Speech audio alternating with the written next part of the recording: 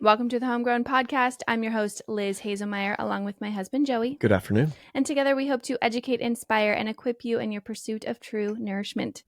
Today's podcast sponsor is Ancestral Supplements. I placed my first order with this company back in 2021, and I have been loving it ever since. I took their fish egg supplement during pregnancy as well as their beef liver, and I have continued the beef liver into my postpartum experience. I love them because they are the founder and leader of the beef organ supplement movement. They source from regeneratively raised cattle in New Zealand. They are third-party lab tested, which means there are no heavy metals, and they have a 60-day guarantee on all products. I have also recently started taking their Fem Enhancement product because TMI, but I'm 9 weeks postpartum and my cycle is already back. So that is going to help me with hormone balance, libido and fertility support, menstruation cycle regulation, energy, immune health, cartilage, joint and collagen health, anti-aging, and mood boosting. Okay, I'm taking that along with the beef liver as well. And good news is all of our listeners get 15% off when they use the code Homegrown at checkout. And you also have that 60-day money-back guarantee. So there really is no risk in upping your health this year in 2025. So check out Ancestral Supplements at ancestralsupplements.com. And again, use the code Homegrown at checkout. Today's guest is Andra McHugh, a matcha-sipping mom of 4 who transformed her family's eczema struggles into a mission to help other parents heal their children naturally. Frustrated by conventional medicine, Andra discovered effective solutions that restored her kids' health and childhood joy. I love that. Now, as the host of the Eczema Kids podcast, she shares her proven strategies for diet, natural remedies, and practical hacks to empower families and create healthier, happier homes. What a beautiful bio. Andra, welcome to the show. Thank you. I'm really excited to be here. I'm so excited because eczema plagues so many families, and we've dealt with it before with our kids. I have really close friends who are currently struggling through it, so I want to give really tangible, practical advice through this episode. But before we even get there, I want to tell the listeners a little bit about who you are and your story and how you got here. So let's kick it off there and let us know how this eczema journey really started for you and your family. Yeah, thanks. 5 years ago, I delivered my third baby via cesarean. And, I just got taken down that path with my first one was breech. And then, I followed the protocol and they said, yeah, once you did that, you had to go all the way. And so anyway, my third baby was literally born with eczema.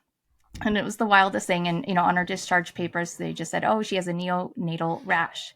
And at the same time, my 2-year-old that was at home, came down with eczema, like you would a cold. It was so weird. Just the whole body, like top to bottom, red and scaly and bleeding. And then I had 2 kids that were like this, just so uncomfortable, couldn't sleep. I had no history of it. My husband had no history of it. My oldest, come to find out, had celiacs, which is another autoimmune condition, but she was throwing up on the regular, throughout the night. And it was such a crazy place to be. I was working in the dental profession at the time. I was a dental assistant and working at one of the biggest hospitals here in Denver. And, throughout my third pregnancy, especially, and, just throughout their lives, I noticed that I'd had a lot of exposure to just radiation and chemicals and things like that, which I think led a lot to their conditions, why myself, a seemingly healthy person, could have 3 kids with autoimmune conditions. This just seems pretty wild. But 5 years ago, I was just in this place with 2 itchy, scratchy, cannot sleep kids. And I took them to the pediatrician, as one does when your kids are sick. And the pediatrician was like, wow, this is really bad. And I said, yes, I know. That's why I'm here. And he just said, well, here are 2 separate prescriptions for 2 different steroids. Use them both on both. Be sure to put on gloves on yourself before applying them because they are admittedly very toxic. And this is a lifelong condition. And there's just nothing that you can really do except for manage it. But clearly we have to do something here. And he, in the same breath, he rolled up his sleeve. He said, I have psoriasis. And same thing. It's just been a lifelong condition. And it's just something that I've had to manage for my life. And, in that moment, I felt defeated, but also empowered in a way. It's just this is clearly not my place. This is clearly not the road that I can go down. I was holding my month-old baby. and I had my 2-year-old by my side. They were just so little, and he was just saying, slather them in chemicals. And I just knew that wasn't our path. And so I just left there determined to find another way. Wow. What would be the impact? I'm just curious of like the reaction if you didn't put gloves on. Like what would it do to you, and why do we feel like babies and like younger kids' skin is, I mean, what would the reaction be? That would be okay. Well, as you know, your skin is your largest organ, and so everything that you touch, or you rub in is absorbed through your skin, and so that would happen to me. So I would be taking the drugs as well. And the point of steroids is to suppress and kill, basically, I understand why anyone would go that route, because the suffering is so real. Like I was 100% tempted, but what I did know was that it was just going to suppress, and it wasn't going to get after the actual root problem. And if I were to administer those steroid creams, we would be in a worse situation just down the road. We'd just be kicking the can. So I just knew that I couldn't do that. But I would be, it's like taking antibiotics. It'd be weakening your microbiome. It'd be weakening your skin barrier. For myself, I mean, that would be some of the effects that I would experience. Yeah. I'm glad you say that you were tempted to do it, because I can imagine every parent in a situation that desperate is also tempted to do it. So Oh my goodness. thank you for sharing that, because I can totally put myself there. What do you do? Like, you walk away from this appointment. What's your first place that you turn for alternative information on this topic? Well, I mean, for any mere mortal parent, I just say start in the kitchen. I read all the healthy eating lifestyle cookbooks that I possibly could, and I was already inclined that way. I mean, I already hadn't eaten gluten and dairy for years, and not saying like that's like the best, but I was aware of things. We were filtering our water, like we weren't just sitting around eating Cheetos all day, and it's the same as like the people that come into my orbit are the same way. They've been really aware, and they've been really proactive about a lot of these things. But the level of where you have to go to once you're this far out of balance to come back into center, it's another level. It's somewhere that like most of the people today aren't living because of like all the processed foods and all the things. But anyway, I digress. I just started in the kitchen, and what I knew, I was nursing that baby, so I had to adhere to this diet,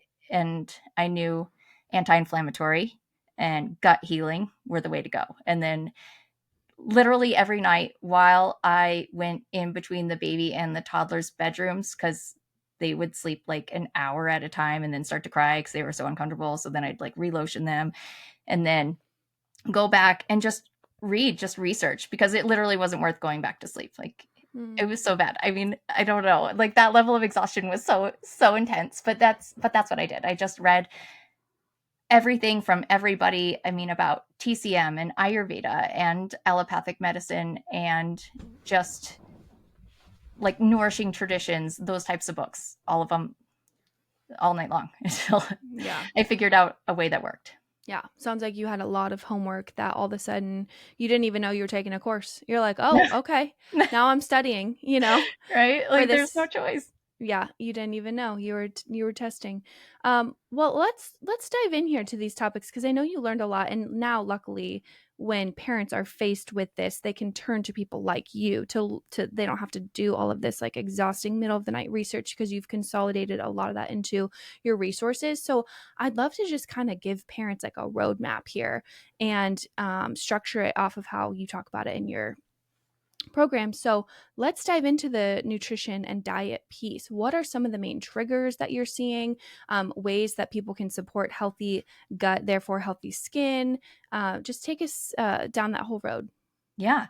Well, I mean, it's the most important place to start, because, you could start at their next meal and you're feeding your kids all day, every day. And so those inputs just need to be healing. And, if you were to look up what could you do dietarily to help eczema on Google, like you would see, take out the top allergens, and that's certainly sage advice, but you can't stop there. So yeah, you can't eat it's not just, there's inflammation triggers like sugar, in gluten, because if you are presenting with eczema, it means you're not absorbing the nutrients that are coming in your food. And it means the toxins that have been brought into your body are circulating throughout your body because your intestinal tract isn't intact. And it means your detoxification channels aren't functioning properly. And it means there's lymph stagnation. So there's all these things that are unfortunately not going right. So you need to eat simple, digestible, which usually means cooked. Like kale would be a healthy food, but not raw kale, right? That you can't digest. Even like somebody with like a completely functioning digestive system can't completely digest stuff like that. So you need to take that to an account. And then there's a very big seasonal aspect to it, because when you're eating seasonally, then you're eating the right microbes for the right season, and you're inoculating your gut with the microbes that are appropriate for the time and place that you are. And then it helps ultimately with digestion and detoxification. So at the minimum, you're going to want to eat anti-inflammatory, seasonal, and digestible. And if you can do that, and then you're going to want to avoid those top allergens. And then also anything that extra drives inflammation by way of like really hard to digest foods like nuts. Also a lot of people that have eczema symptoms have a sensitivity to nuts as it is, but they're just like really dense, hard foods to digest. And then anything that's made by fermentation, like through yeast, right? Because there's also a dysbiosis that's going on. And so you're not going to want to feed the pathogenic yeast for this time. And I suggest like 90 days where you adhere to this diet in this way. You can, start to even out the playing field as far as the bad bacteria and the good bacteria, and get to a healthy place. So you'd want to take out things like vinegar, and then certainly things like preservatives or anything that your body wouldn't even recognize as food. Something, anything that they has to exert extra energy to detoxify from. The yeast thing I had never thought of. So even like kombucha, or obviously breads, obviously that's yeast, but like, yeah, because are you saying you want to, those impact our own yeast and natural flora of our gut, and so we want to eliminate external sources of that? Okay. Absolutely. Yes. Interesting. So if you're a nursing mama like I was, and you still need something sometimes, right? Then that means no wine or beer or champagne, but yes, tequila or like Chopin vodka. Yeah. Interesting. Okay. Yeah. So people might be like, okay, Andra, but what can I eat? So walk us through some of your nourishing foods that you would suggest for people who are wanting to embrace this for their kids, because this is quite a diet overhaul from what you're saying. Yeah, but it's actually simpler. I mean, you hear this and you think, oh my goodness, this must be so restrictive, but you guys know, and I know your audience is very savvy. This is like, the bounty is so large, right? And all the fruits, all the vegetables, all the pasture raised and wild caught meats and fish, like all gluten-free grains, as long as it's properly soaked and ideally cooked in an Instapot. Beans, yes, soaked and cooked in an Instapot, so you lower the lectins and the anti-nutrients. So if you do that, there's a lot. There's a ton still to choose from, and you can make your own desserts. Like mine, my kids require treats every single day. Like I require like a dessert every day, and you can make it.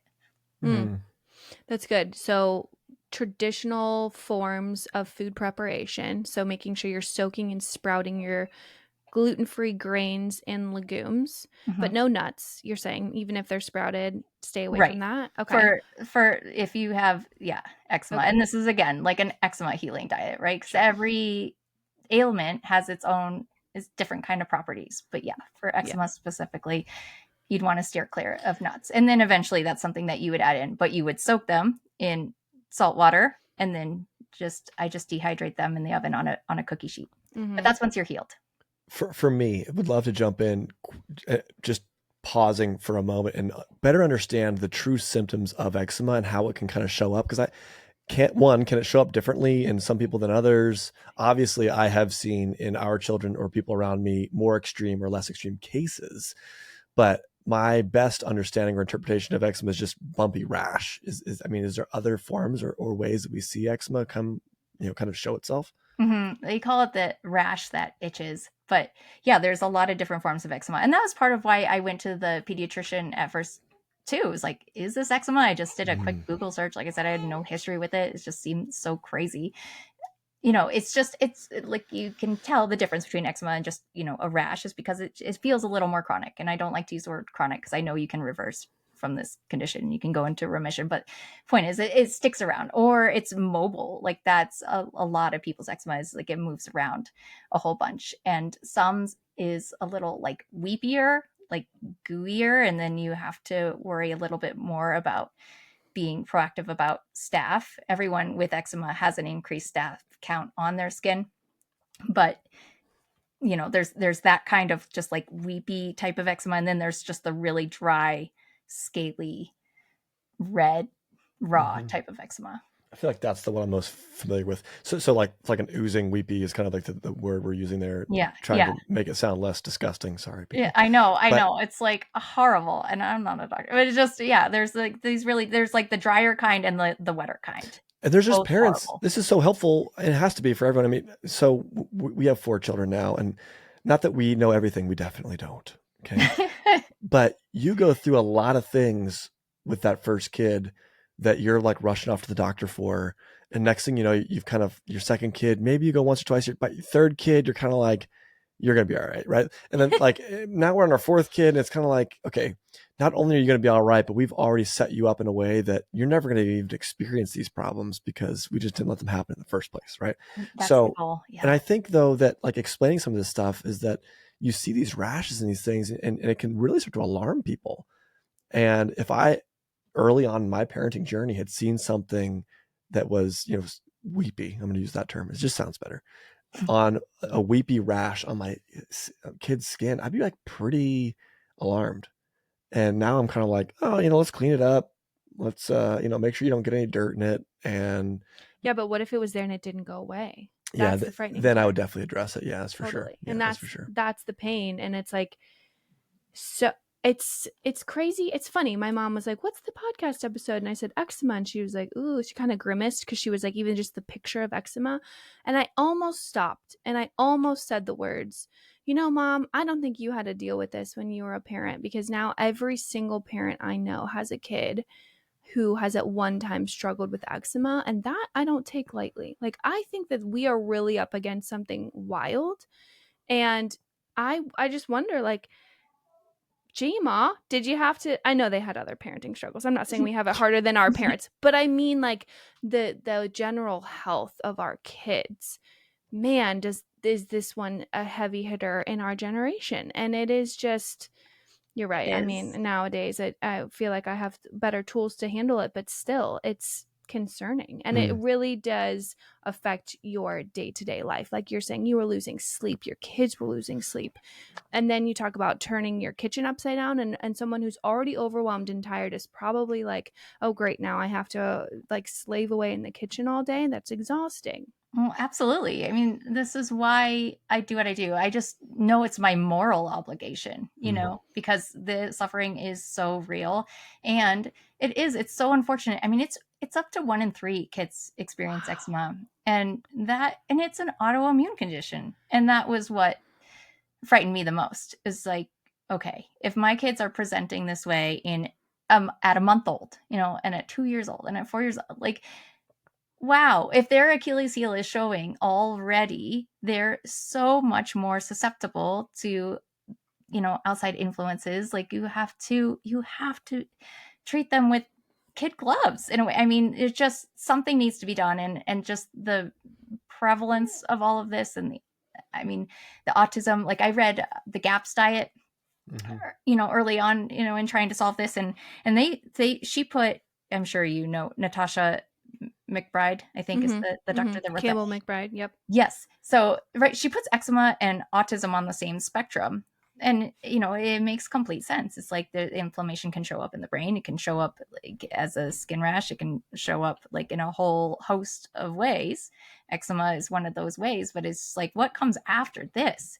If I don't address this systemic inflammation now, what comes next? And for me, I mean, my worry was cancer, like really, and or long-term brain effects. I mean, there's just so many things, and that's why it is such dangerous news to hear. I know a lot of pediatricians tell their clients, like, well, they'll grow out of it. Let's just manage it, with prescriptions, and then they will grow out of it. And it's just such dangerous advice, because they don't grow out of it. That systemic inflammation, if you don't address it, it's not going to go away. It's going to either convert into like asthma, hay fever, things like that. And that's acknowledged as the atopic triad by pediatricians. So I don't know why they're saying both of these things, but then, or it just stays as eczema, or again, it just morphs into something more powerful and worse. So 1 in 3.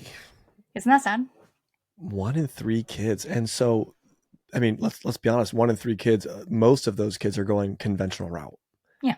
And so you discussed earlier that when you went, now how long ago was this when you went to the doctor for? 5 years ago. 5 years ago. Are you aware of treatment changing at all from 5 years ago to now? Is it still looking similar? No, it's the exact same. I mean, they recommend bleach baths along with those steroids. That was also his suggestion. And bleach, then, like Clorox bleach? Like literal bleach, like Literally. Put a cap full of bleach into the bath water. Don't worry about your other kids. It's fine. I was like, oh man, it's just another reason. I was like, I'll never be back here. But that, and and now there's like biologics like Dupixent, and that's a popular way to go too. What is that? It's like a injection. Oh, wow. Yeah. So it's the same thing. It like blocks inflammation triggers is the goal. But again, so it's like a suppressant. So this like suppresses the inflammation. So it will make the symptoms lessen and or go away. But then there's alternative side effects, right? That are occurring as a result. You stop the medication, it's going to come back tenfold because your body has been suppressed for so long. It's going to come out. Oh my gosh. Yeah.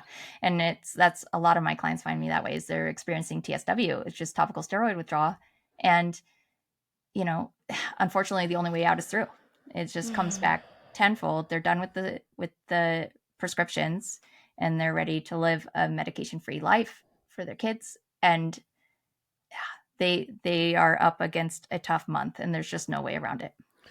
We typically we promote a very free way of living, eating whole foods, clean foods that are appropriately sourced and or raised on this show. And same is happening today. And we tend to steer people away from like dieting, right? We while there's diets that I think we can learn from, ultimately we're omnivores. And, I believe that humans, not all, I mean, there's definitely people with allergies and things that are set up differently than others. But for the most part, eating like properly made and fermented bread is typically okay. And dairy, like we promote raw dairy on this.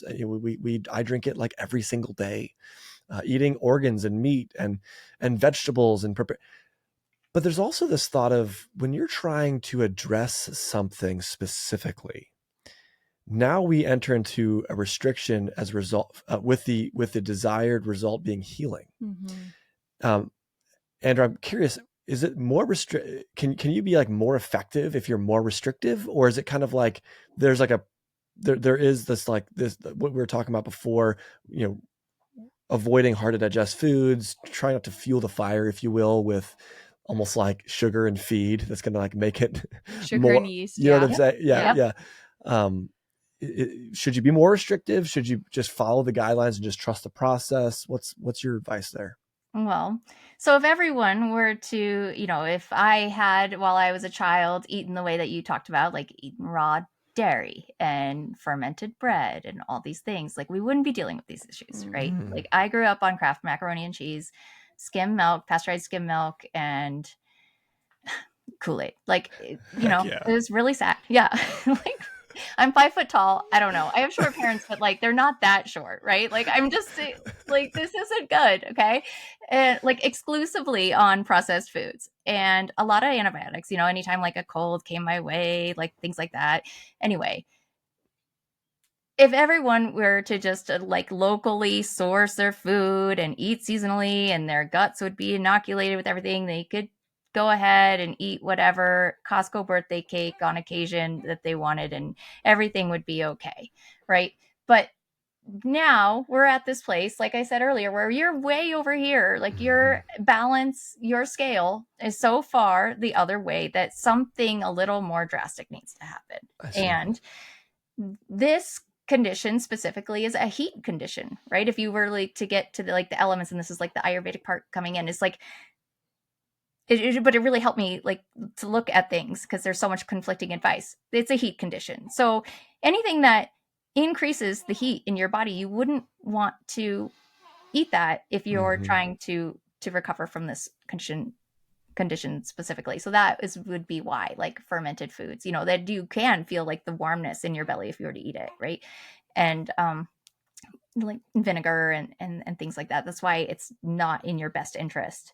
So it's just, we're trying to keep this, it sounds like we're trying to keep this balance of our diet, our nutrition. And I typically am weary of diets that are hyper restrictive because I feel like sometimes they're almost like a fad. And you say this is the perfect diet, but is it really?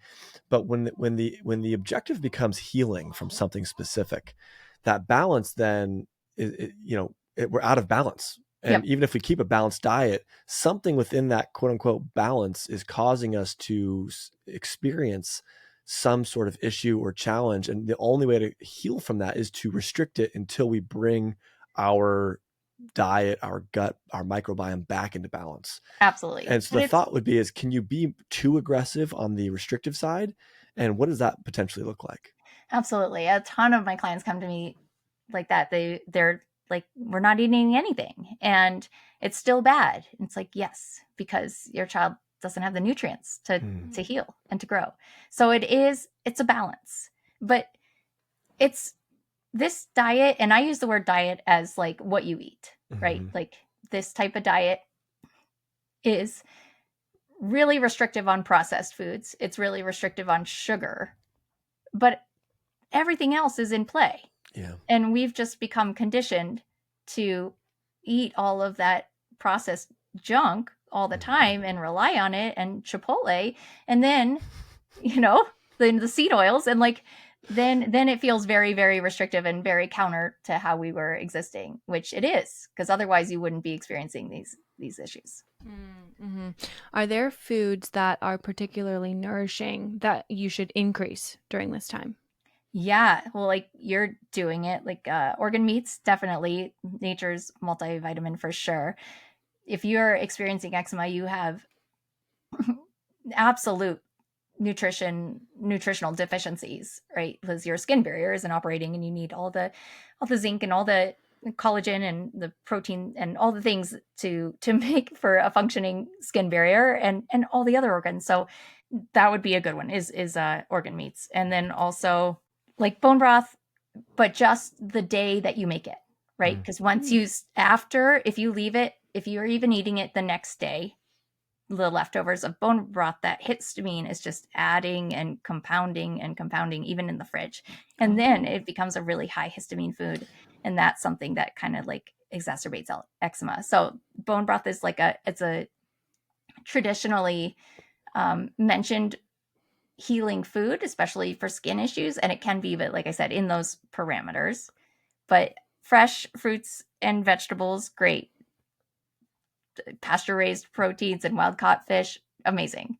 It's not special, crazy things. It's really just simple things that are sourced I did not know that about the bone broth. I didn't either. So my question for you is, one, that probably means you shouldn't buy bone broth and drink it because that's going to be, made who knows when. But also, does the same go for meat stock? Like, what if you're just boiling a chicken? Is that histamine still increasing to the same rate? Oh, yes, it is. Okay. Okay, good to know. And for some, that would still be a healing food, 3 days after you made it or something like that. But if you're experiencing eczema, just this you're very sensitive to histamine. And yeah, that just would be that'd be a no-go. Okay. I mean, it was something that I could see. Like, I was eating a lot of chicken broth when I was nursing my baby, when I was trying to heal this. And I was like, what is going on? Is she like allergic to chicken? Like, why does it always seem like it's like getting worse when I eat this? And that is why it was histamine. Wow, that's so fascinating. I've never heard anyone say that before. Now my final kind of dietary question for you is dairy. I assume for a time we need to cut it out. Is that including raw dairy too and fermented dairy? Yes, she's Yeah. shaking her head. Yeah. Okay. Okay. It's just an inflammatory food and hard to digest. Yeah. So yeah, for these 90 days. And then after that, yes, 100% it becomes a super healing food if you're getting raw dairy, not pasteurized. But Okay. that's a hard thing to find. But I just suggest for the things that you need milk for, and needs a word, but like like Want it. Yeah. yeah. I just recommend making your own hemp or flax milk. Okay. That's great. Okay, well, let's move into the next kind of category, which is skincare. How can skincare positively impact or help us treat eczema in our kids? Mm-hmm. Well, as I mentioned, the skin is our largest organ. So anything that you put on your skin, your body, you have to digest it and detoxify from it, just the same as you would anything that you ingest. And so the requisite for anything that you're putting on your skin, especially if you have eczema, it needs to be so clean that you could eat it. It doesn't mean like it would taste good, but you could eat it because you are eating it in a way, right? So I started with herbal oils when my baby and toddler were really suffering. And the way herbal oils work is you infuse herbs into a carrier oil, and I use jojoba because it's just really anti-allergenic, and it's most like our skin's sebum, so it's absorbed really easily, even by people with eczema. But this is a page taken out of the Ayurvedic, way, is like preventatively for thousands of years, people have been engaging in this practice called Abhyanga, where it's just an oil massage that you do on yourself before like bath or shower.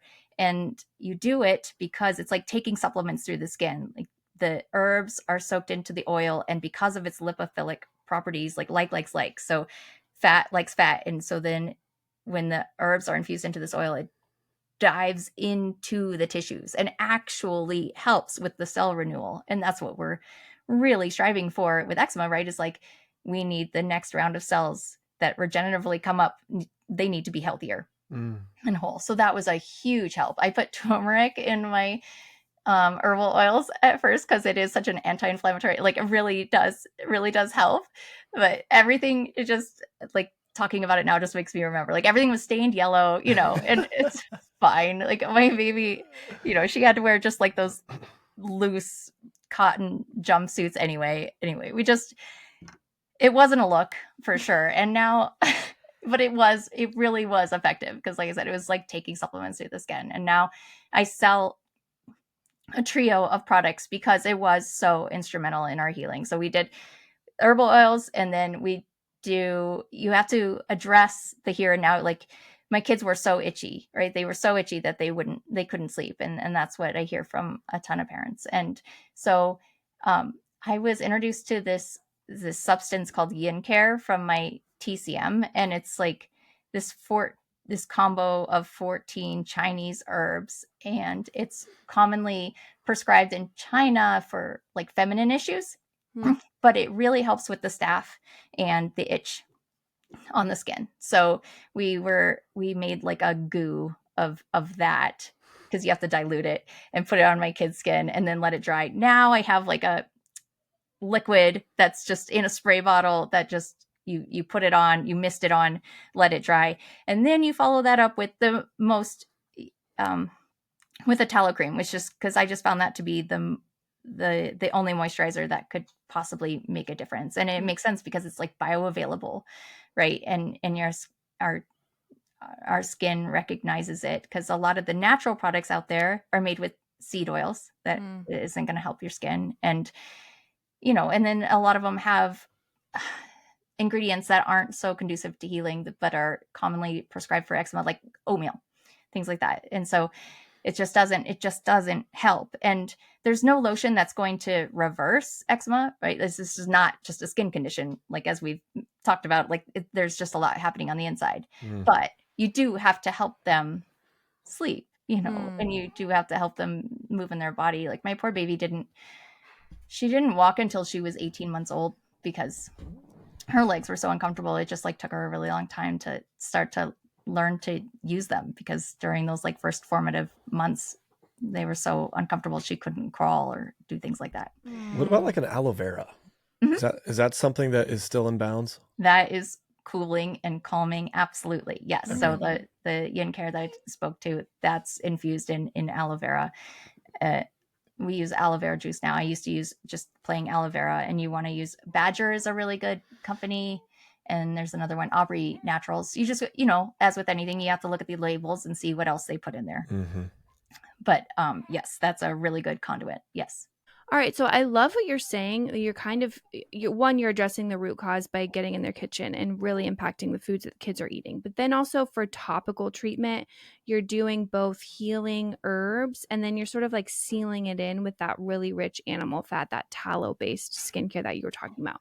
So it's really like a dual approach of like, let's nourish the skin from the outside, let's nourish the body from the inside.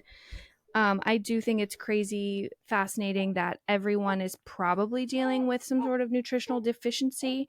Like, what specific deficiencies do you see with some of your clients? Because I think people are going to be like, well, what should I be looking for? Is there like a checklist of common deficiencies that I should investigate? Or is it not that simple? Does it require testing? This is also new to me, so I'm interested. I think it's simpler. I mean, zinc is a big one they're deficient in, B vitamins. I mean, the list is long. Like, you don't want to hear the list. It's really long. B, C, D, E, K. Every single one they're deficient in, and all these micro and macronutrients, because as I said, you need all of those. Those are essential vitamins and minerals that your body needs, and they're called essential for a reason. They're essential for your body to function properly, and their digestive systems are not functioning properly, so they're not absorbing the nutrients from the food, and that is why we eat food. And so that's kind of how they get into like a really bad way, and how it just gets exacerbated, and a lot of times they can get a little malnourished. And then, as I mentioned, their detoxification channels aren't happening properly because the toxins are coming out through the skin. Like, that's what we're looking at when we're seeing eczema, instead of through normal channels of like, sweat and feces and all the things. And so a lot of these kids are really constipated to boot. And it's just this whole loop that is, it's tricky and it's hard to manage. And then you eventually break through. But we had to contend with all of that. We had to do pre and probiotics, and I had to do, I mean, I hope this isn't TMI, like suppositories on my little baby like twice, just to get, because she went like 10 days without going to the bathroom. And that's just like, it's just so scary and sad. And so I recommend testing last. And I do that because if you start with testing, as many parents do, and they're just looking for a solution, but what happens is when you go testing first it costs thousands of dollars. And then a lot of times it's a little traumatic. And then also a lot of these kids are babies like mine was, and you can't do testing. You can't even do stool testing on anyone under 12 months old. Oh, yeah. So even if they are over 12 months old, then the results are going to come back like a Christmas tree. Everything is going to be lit up. Like if you do, an allergy test or something like that, and not a true allergy, but like a sensitivity test. If you were to do an IgG test, every single thing is going to be lit up because their body is so reactive and their white blood cells are going crazy and they're reacting to everything. And that's what we're seeing.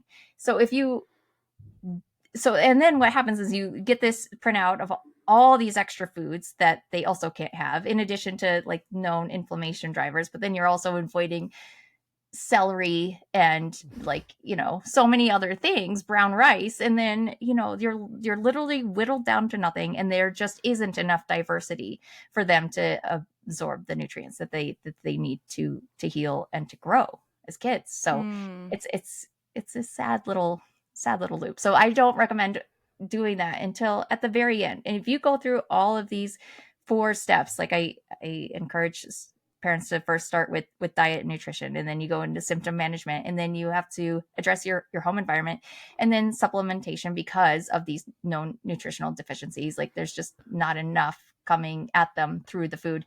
Then if you've been doing this for 90 days on the straight and narrow and you're still seeing something, then there's something that you're missing that is specific to your child. And then go into testing, and then we have a sequence, you know. And if you start with like IgG, and then you go into and then you like integrate those results into your life, and then if you're still seeing something, then you may be dealing with like a pathogen or something that you can't see, so you need to go into stool testing. And once that is done, then if you're still seeing something, then you go into an extra like nutritional deficiency test. And I know this because I had to do all this. Because my baby, like I said, this she's now 5. She was just, it's like in her bones, right? This eczema problem. And so we had to go all the way, which is great for us now, for my clients, because now I, that's how I knew what to recommend for supplementation, and that's how I know what to do for these sequence of tests. But like I said, if you start there, it's gonna be expensive, traumatic, not helpful. You're just going to feel more defeated, more limited. And, you start with a stool test, and it's going to say there's lackluster beneficial bacteria and a little bit too much yeast. And, you're going to get that. And it's like, well, we know that. You just don't have to pay the hundreds or thousands of dollars to get that information. You know that because they have eczema. So last resort, nutritional deficiencies. Last resort's testing. Yes. And so from that though, do you ever advise like accelerating detoxification? Yes. Like there's a big part of the supplementation that is geared toward detoxification. Okay. And it's nothing aggressive. It's something that kids can handle, but you have to open up those detoxification channels, and you have to get rid of the toxins that are circulating throughout their body and creating this condition. So yes, 100%. It's a big part of it. And that's also something that the herbs in the herbal oil are addressing as well. They're also detoxifying. I know this is so ridiculous. My brain was going to like sit in a sauna, right? Because we're always told like sweating is going to help you detoxify. Using the restroom is going to help you detoxify. And so I'm thinking like eat tons of fiber and, sit in the sauna regularly and you'll be squared away in no time. I'm guessing none of that's true. But is there any truth to that at all? Absolutely. If you have a home sauna, like we did not, and if you have red light and you have these type of things, yes, use them. Wow, and okay. Great, kid safe, and use common sense, and you don't want to keep kids in there too long. But I was just a mere mortal parent, and my clients are in the same boat, and you don't need those things is the point. Okay. And kids, everyone is here and designed to be well, but especially kids, right? Like they're so fresh. They just haven't had that much time on this earth to like mess things up that badly. And so the best part of working with kids is they've just bounced back so quickly. And it's because they're meant to be well, and you don't have to be so aggressive to open up those detoxification channels and just get things working so properly. That's a good reminder. I love your approach because it's so streamlined, and because I think that's the hardest part. You could go so many directions all at once and then maybe not feel like you really are making progress. But if you stick to these things and you give a timeline of that 90 days, then okay, well, if we're failing here, we have a next step, and it's really crisp and concise. I appreciate that. I want to talk about the home modification piece, because what should people be looking at in terms of their home environments? What could be contributing to their kids' eczema in the home? So many things, unfortunately, and you guys know these things, but we have to look at water, right? The bathing water as well as the drinking water. RO filters are really common. I used to have one, but then we're just drinking dead water, So even when you think you're doing the right thing, then it's like, dang it, like that kind of stuff pops up all the time. So the water, the bath water, the drinking water, you have to address mold if you're thinking that the mold is even the slightest possibility in your house. And it always is. Like we live in Denver, we live in Colorado. It's a pretty dry state, but it's just something that you need to look out for, and it could certainly be lurking in your house. So I suggest just starting with a really easy home-based test that you do yourself, and you send that into a lab, and then they'll talk to you about next steps if needed. And I've done that for 2 houses, and I haven't had to do next steps in that realm. And then, but it's the first step, and it's just something that you absolutely have to do if you're contending with this issue. And then EMF is a big issue. It's a very inflammatory assault, and there's no way to get rid of it, right? But there are things that you could do, and most of them are free, like turning off your internet at night. Like, and I don't know, my husband still doesn't like doing this, and he still thinks like this is ridiculous. Not ridiculous. Yeah, I've won him over, but like, extended family or things like that are just like, oh, Andrew's crazy. But it really does matter. We have field shields on our kids' beds that just protect from dirty electricity and EMF, because especially when you're sleeping and your brain is in that theta state, and kids, you're just extra susceptible to the inflammation and to the radiation that's coming at you all the time. So that's something to contend with, but you can. VOCs and things like that is something that you're going to have to look into. Like, I also suggest doing an air quality check, and it's also a home-based test that you can administer yourself, send it out to the lab, and then they'll tell you. But if you have a lot of new furniture, as you often do if you have a new baby, all in their room, like that, all that is off-gassing like crazy. A new car, if you have new rugs or just rugs in general, there's just so many things that can contribute to poor air quality in your home. So that's something to look into. I mean, if you have solar, then that's another inflammatory assault that's just going to be a little extra intense on all your brains and all your bodies. The cleaning solutions that you bring into your house, I mean, that's an easy win, right? You wouldn't want to bring anything that's blue or bleach or any chemical based anything. I just use tea tree oil and water, in a spray bottle for all my disinfectant. And then I use just straight vinegar for any windows and mirrors, just mom pro tip, and then baking soda for anything that has to be scrubbed. So, like that's a super easy win. Leave your windows open. That's an easy win. Incorporate plants. Easy, not so easy when, I mean, I don't have any plants. I want them in my house, but I still have the 4 kids, and it's just, I swear, it'd be that 7-year-old that just like would knock them all over. So I'm still not there. Mm-hmm. But there's a lot you can do, and it makes a big, big difference. Like 2 years ago, we moved into a home in California that was just recently renovated. And so she's 5 now. She was a baby initially, and she was 3 at the time we moved into that home. And within a week, her skin was just not back to where it was at all, but very rough and very red. And she could handle anything dietarily. Like, we were staying with our in-laws before that and eating everything, and she was fine. But that environment was so caustic to her, and I did everything that I could in that time. I didn't do air quality stuff, and she just ultimately couldn't live there. And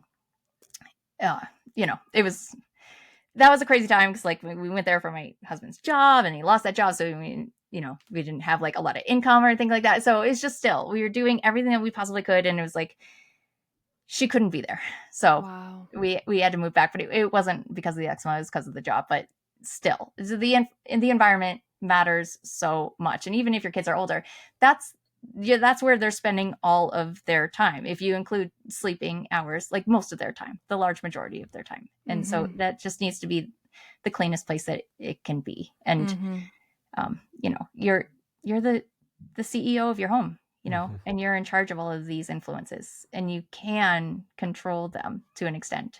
And it's worthwhile. What's a resource for testing your air quality? It's called AirCheck. Okay. And it's a great company. You can choose different things like VOCs or formaldehyde or mold even. And and cleaning your air ducts, that goes a really far way as well. Oh yeah, we need to do that. That has been on my list. We have not cleaned our air ducts in 5 years since we had to renovate our house. And I wanted to do that before our baby was born. It was on my list, and right. It just got away from me. Yeah. We had our carpets cleaned, and I feel like that was helpful, although I'm not sure how non-toxic the carpet cleaning solution was, but it did get rid of some mustiness that I think Yeah. was going on in our basement. So yeah, I think I think you're right. And for some of us, we spend all of our time in the home, but the amount of time your kids are in the home, it needs to be a protected space. I'm really interested in the thing you said that you used at night, the shields. Can you repeat that for our listeners? Because that one really caught my attention. There's this company called Satic Shield, and they just have these mats that look like aluminum foil, and you ground them like to a nearby outlet. And we have one under our kids' mattresses, and then in between their bed and their wall for any walls that do have like wires and stuff in them. And it's just a shield. It literally just protects your body from the dirty electricity and the EMF. Wow. Do you have like a really fourth grade level definition of dirty electricity? Because I hear that term thrown around a lot, and I'm always like, I kind of understand it, but I actually don't think I do at all. So could you enlighten me, at least for the one person in the room that doesn't know what it is? Oh my Two gosh. I people. mean, it's so hard. All this stuff is so hard. Like the water, the wool, every single thing. It feels like you have to have a PhD in all of these things, and especially EMF.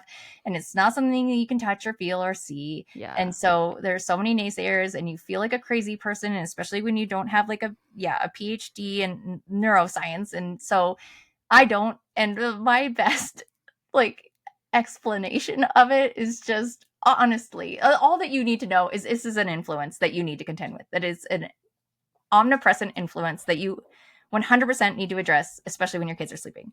And it's just there. So just if you can just consider it that way, not to the point of anxiety, address it, call Satic Shield, tell them what you have going on in your home, and they'll take you to the place that you need to go. But cool. Yeah, it's not as expensive as you think. If you have solar or things like that, you're going to need like an outside box, like that, something where it kind of like conditions the electricity. It goes from the meter through this extra device, and then through the inverter for the solar, then through this extra device, and then into your home, and that makes it much less inflammatory. So, to give them a call though. They're the specialists. Awesome. I love that. That's a great resource for parents to at least go check out and have a conversation. You touched on it a little bit, but I know supplementation is sort of next on your list. What sort of heavy hitter supplements are you using when you're addressing things like chronic eczema?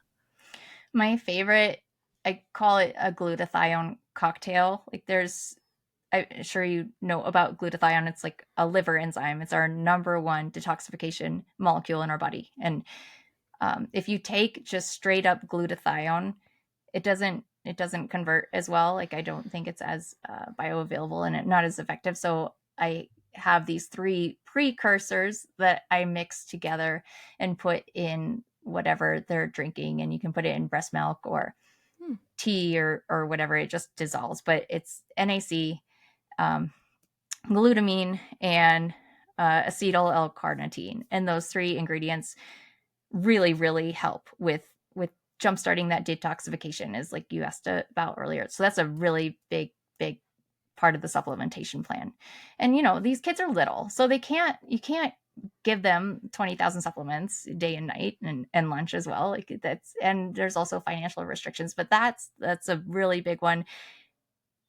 Omega-3s, and most pediatricians are recommending that. Vitamin D, vitamin K. I fed my poor baby when she first started eating solids, just liver pate. Like that was her solids, and breast milk, but like chicken liver, onion, and ghee. And the poor girl, like I never ate it, but like I fed that to her until she just started throwing up like 5 months later. Like that was it. She had dried or soaked cooked prunes and then liver pate. Wow. And that took her zinc levels, I mean, from something so far from where it needs to be to, I can't remember the measurements anymore, into like normal, like at good levels. Like it was incredible. So food first, and then we need to supplement a little bit extra because their condition is a little more extreme. Yeah. I love that. It's a very common sense approach, but one that is helpful when you just lay it out for people because, again, there's so much that they could do all at once. Moving from there, I know the very last step, which we already talked about, was that lab testing. But can you tell people, like, when they're approaching this, are they just going to their practitioner and asking for general labs? Are there specific things that they should be looking for? Are there at-home tests they can run? Because I know lab testing can be quite expensive. And if they're already at this point in the journey, they've probably invested quite a bit. Mm-hmm. So what does testing look like? Mm-hmm.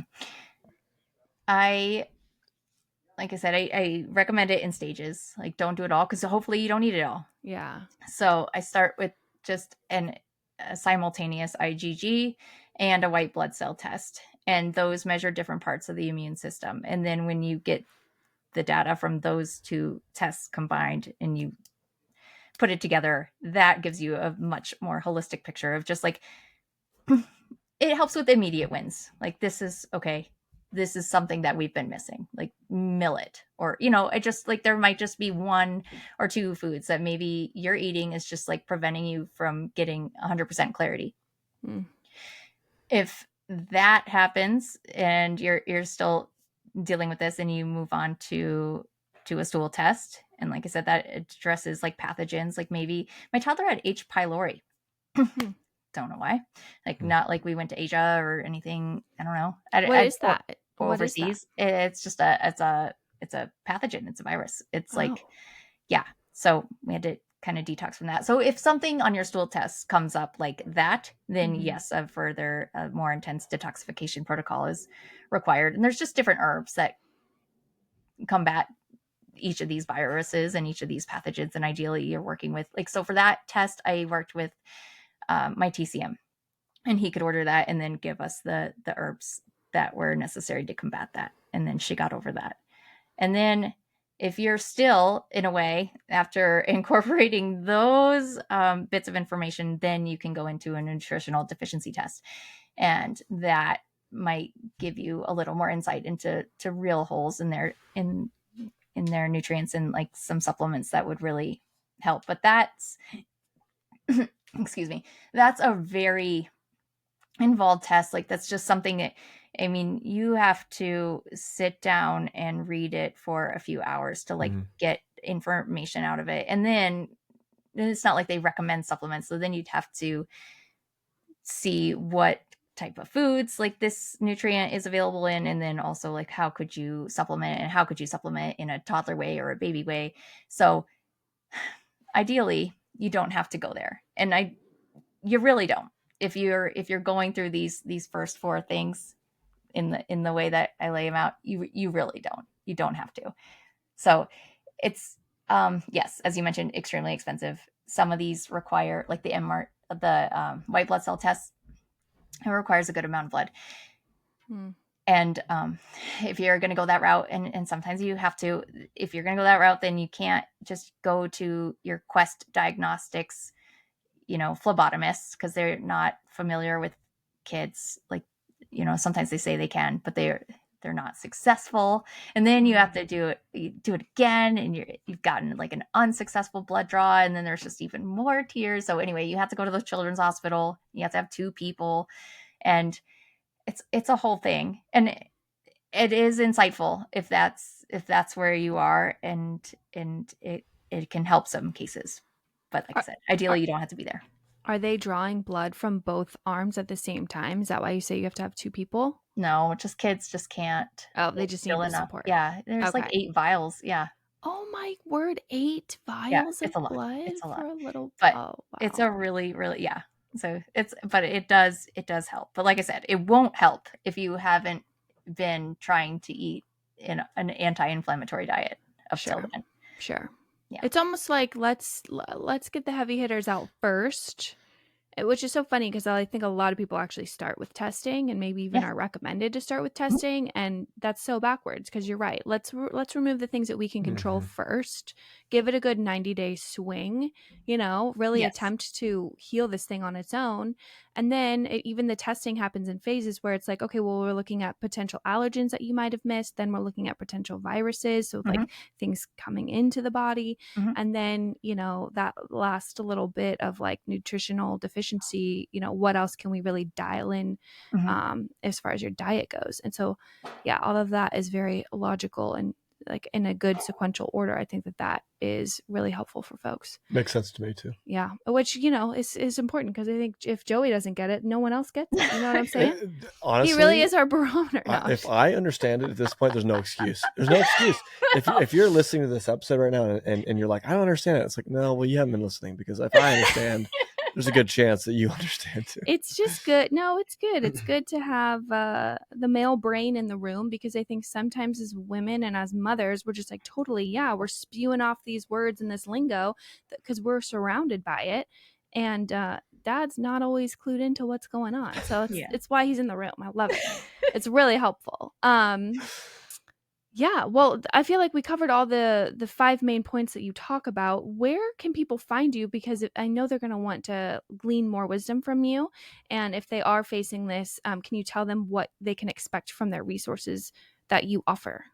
Yeah, I host the Eczema Kids podcast, so you can find that anywhere. And, if natural healing is a priority for you, that's totally a place that you should hang out. And my website is eczemakids.com. We have an eczema shop with that trio of products, in addition to sunscreen and some gut support stuff and sleep spray, a whole host of things to just kind of help you along your symptom management journey. And I'm on Instagram at eczema.kids.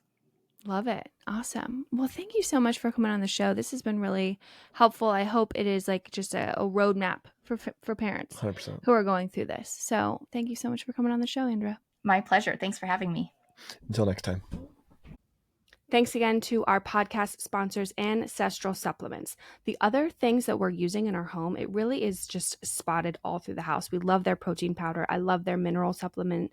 I, again, have taken their fish egg and their beef liver really regularly during my pregnancy, and their fem enhancement product is changing my life. So go check them out. Go to ancestralsupplements.com, and don't forget to use the code Homegrown to save 15% off your order. Andra has left the virtual chat. What a great conversation. What a great time. What are your first thoughts and kind of takeaways? I just know, because I've been the parent that's dealing with it before, and I have some close friends and family who have dealt with it, that these chronic issues that our kids are facing that are so common, it's almost like they're too common that people stop caring. Do you know what I mean? It's like, oh yeah, your kid has eczema. Well, my kid has asthma. It's everyone. And it's like, I hate that we've gotten there. I hate that we have gotten to a point where a weepy, oozing, itchy rash that keeps you up all night is considered normal. And everyone in the show knows it. Just because it's common doesn't mean it's normal.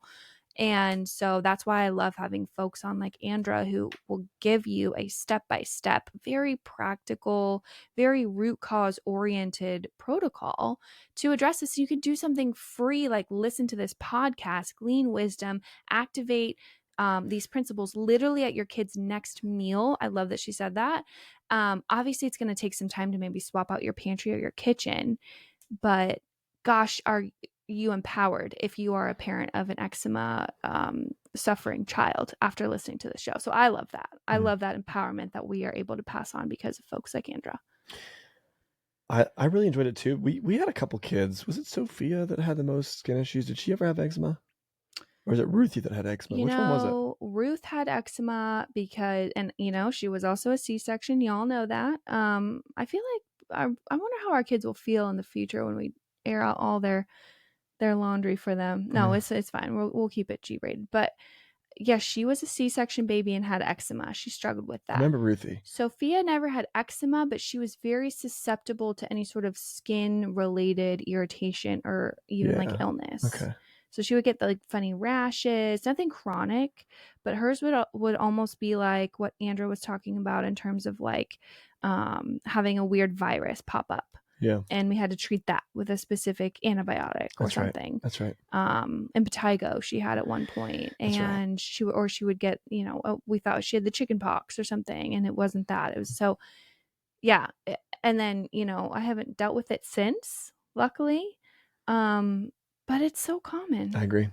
The variance of it too was very extreme, because it could be what on Sophie's end, which was very obviously something is wrong, which on Ruthie's end, it was more or less like a, oh, I don't like that that's there, but you know, it like, that's why I asked that question during the show. It can be sort of like an itchy rash that's just kind of annoying, or it can be, this is a problem, right? And it sounds like Andra's kids certainly had some major issues with eczema, and it can be that way. I imagine untreated, it would go that direction as well. Yeah, and I like when she said that, because like even if you have a mild case, you still have to consider that your kid is already starting out sort of like 5 steps behind the starting line. Do you know what I mean? And then it's like, okay, well, if they're already dealing with this expression of an autoimmune illness, what else are they susceptible to in the future? That's so good. You know, so maybe it's manageable now, but maybe this is your sign to take some action steps to healing it, because then you don't know what the next thing is that's going to hit them. And in our world, man, it's like, I've been thinking a lot about like people just impacted right now because of air quality so bad in California. No one could have predicted that. I mean, people predicted it, but like no one thought they would live it. And now, so say you have a kid with an autoimmune illness, and then you're impacted by all of a sudden your surrounding area, your air quality is so bad because of burning forests and neighborhoods. Do you know what I mean? So it's like, you never really know where the next curveball is coming from. And so the more you can set your kids up for success is really, is how we have to live this like proactive parenting approach. Unfortunately for our generation, that's why I was kind of joking about asking my mom if she ever had to deal with it, and I'm gonna guess it's no. But you know, I'm not. It's fine. It's fine. I'm glad. So yeah, great show. Go follow her. Honestly, go seek out her wisdom and her help if that is you. If you are a parent struggling, she was the bomb. Highly recommend. Love talking to her. Even if you just have questions, I'm sure she'd be happy to help point you in the right direction. Friends, if you like this episode, if you like what we're doing here, you can support us and continue to support yourself by listening to more episodes. We got more if this is your first time with us. We also have a Substack where we continue to create content that is in the same area, but maybe a little bit less refined. I don't know. Is this refined, what we're doing right here? You know, the Substack, this is what I like to say. It's sort of insights in real time from our home versus a lot of the main channel shows are, yeah, we do you and I shows just on the main channel. I love those episodes, but we do a lot of bringing on guests and experts in a specific field, or people that have a really interesting story to share. And the Substack is more of like in real time what's happening and how are we learning and failing as parents. Can we share that with you so you can avoid those failures? Totally. How are we addressing things like a new baby coming on board? How are we planning for XYZ in the future? So it's a little bit of like an inside, like Insiders Club, but also yeah, just 30-minute shorter episodes. Check us out, substack.com. Homegrown Education would be the kind of name of that channel or that stack. Yep. And we also have curriculum and books that we've created to get you and your kids in the game in real food and nutrition. You can go to homegrowneducation.org to find those. We have an online retail goods company. We talked today about nourishing your skin with bioavailable products, and we have one of those that we created. Tallow cream. The tallow cream is really cool because I worked with a girl who was making whipped creams, and I said, you know what, I want to find something to put colostrum in.